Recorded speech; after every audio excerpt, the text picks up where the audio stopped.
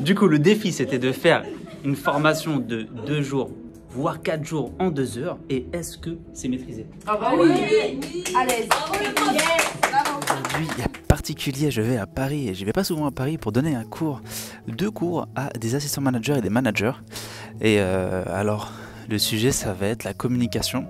Et je vais essayer de leur partager en 2 heures de temps un outil que moi j'ai mis 2 jours à découvrir en formation. Donc on va voir si le défi il est réussi. Et puis je vais voir si je peux filmer la classe et demander l'avis aux élèves directement. Voilà. Voilà, et bah c'est parti. À tout à l'heure. Est-ce que c'est maîtrisé? Ah bah oui, à l'aise. Donc on se retrouve pour débriefer de cette journée autour d'une petite tasse de thé ou de ce que vous voulez dans la shop. Alors, vraiment incroyable comme expérience. J'avais jamais donné de cours à des Bac plus 2, j'étais plus sur du CAP, du Bac généralement, ou alors des professionnels. Bon, c'est intéressant parce que c'était des jeunes qui avaient de l'énergie pour certains à donner, donc il faut canaliser tout ça. Ce que je leur ai transmis, donc cet outil qu'on met techniquement 2 jours, 4 jours à apprendre, ça s'appelle la process communication. On a déjà parlé sur cette chaîne, je remettrai le lien vers les vidéos, j'en ai parlé. Alors, 2 jours, généralement, c'est la formation de base, où on voit vraiment le modèle, et après on peut rajouter 2 jours supplémentaires pour approfondir la chose.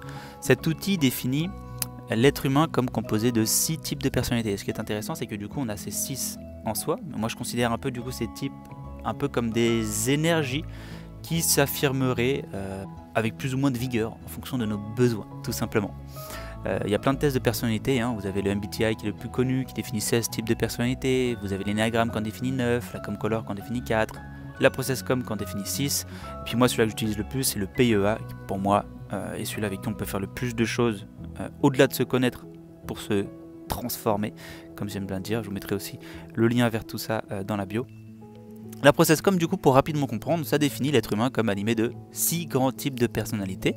On a une base de 0 à 7 ans qui va se construire. Et puis, en fonction du temps, on va passer d'une phase à une autre.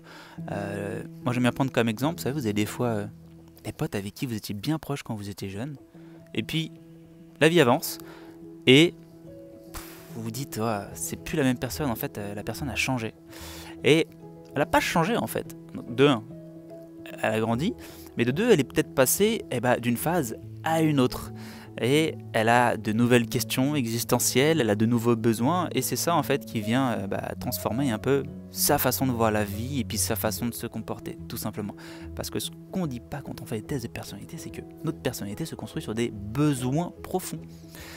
Donc, tu n'as pas une personnalité à l'instant T figée, elle va évoluer.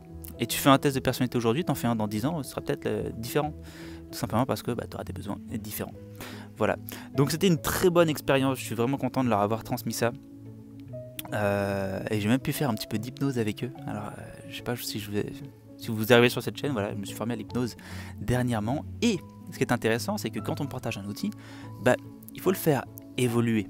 Il faut le faire évoluer. Et moi, je couple ça à chaque fois avec l'hypnose pour lequel je me suis formé pour le coup.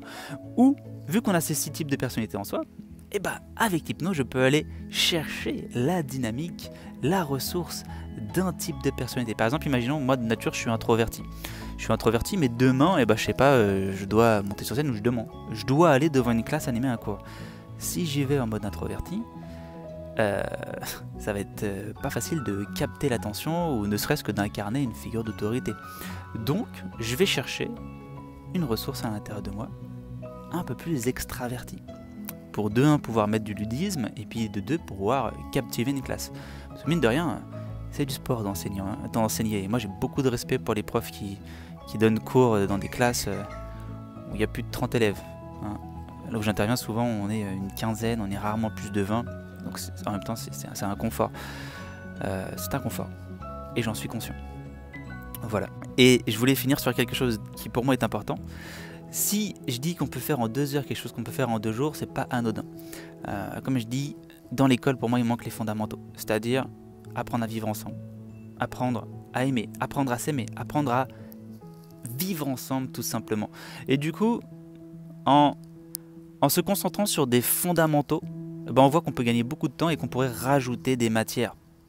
Moi, je travaille en fonction de la loi de Pareto. Loi de Pareto, qui est une loi économique qui dit que 80% de tes résultats est issu de 20% de ce que tu fais. Et ben voilà, quand on fait un cours, concentrons-nous sur c'est quoi les 20% du cours qui sont vraiment importants. Si tu comprends ces 20%, qui te permettront de comprendre les 80% d'un domaine, bah c'est royal. Donc transmettons directement un outil clé en main qui marche, un raisonnement, une synthèse de quelque chose d'important. Parce que quoi qu'il se passe, si on s'en réfère aux lois de l'apprentissage, tu retiens pas plus de 10% de ce que tu lis, pas plus de 40% de ce que tu vois, de ce que tu entends. Donc en classe, tu oublies plus de la moitié du cours à la fin de celui-ci. Donc concentrons-nous sur l'essentiel. Et comme ça, eh ben, on peut rajouter des matières ultra importantes. La communication, le savoir-être, la connaissance de soi et ce genre de choses qui sont quasiment absentes du système scolaire. Moi, je fais essentiellement ça dans les formations que j'anime. Je travaille beaucoup avec les apprentis d'Auteuil, où j'ai des groupes de jeunes sur 8 semaines, 6 heures par jour, le même groupe, et on est sur du fondamental. Et après, on va être sur de la pratique, de l'expérience. Et on est sur de l'outillage, en fait. L'idée, c'est pas de remplir la tête de quelqu'un avec un truc dont il ne saura pas forcément quoi faire, mais d'avoir un outil que je vais pouvoir utiliser tout au long de ma vie. Et donc je suis content parce que ça a marché avec cette classe, ça s'est super bien passé, j'étais content, j'étais très content aussi. Et puis je vois un petit peu voilà, différents publics en fait qu'on peut avoir en fonction d'une filière ou d'une autre. Et bien les élèves seront pas forcément pareils. Chaque classe a son énergie et ça c'est très intéressant. Voilà, bon, j'espère que cette petite aventure vous aura plu. Moi, elle m'a beaucoup plu. Et du coup, je vous dis à bientôt.